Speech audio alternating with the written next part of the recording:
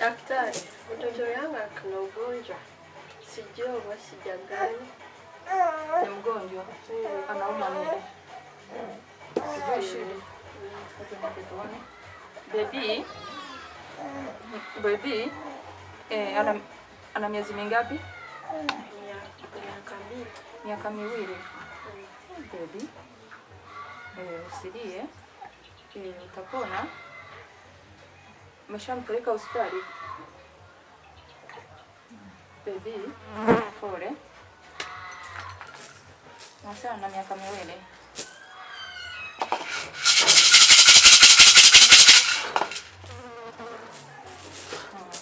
Tuone kinachosumbua toto. Baby.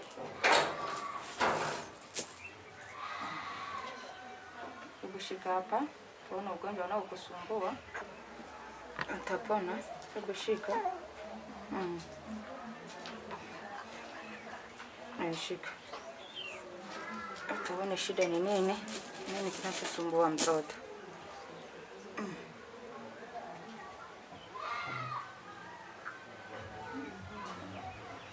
Wewe unamjua? Hebu tazama. Alikuwa mapenzi yangu. Unamjua? Unamjua?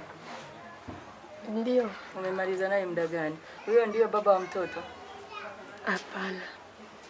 Sio baba wa mtoto. Lakini unamjua? Alikuwa mpenzi yangu wa kitambo. Sasa ugonjwa unaosumbua mtoto unatokea kwa huyo mwanaume. Huyo mwanaume ulipoachana naye, uliachana naye ukiwa na mimba. Lakini kosa ni lako.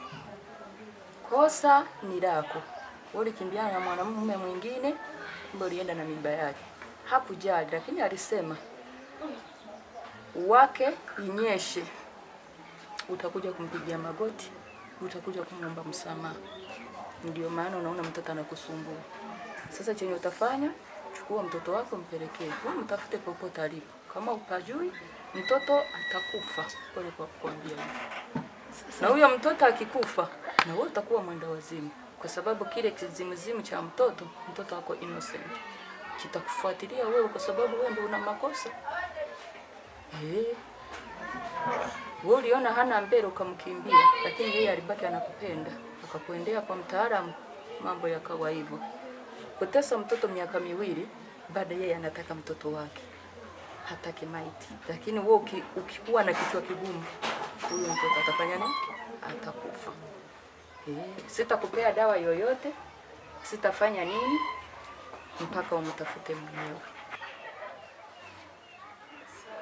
Asante daktari.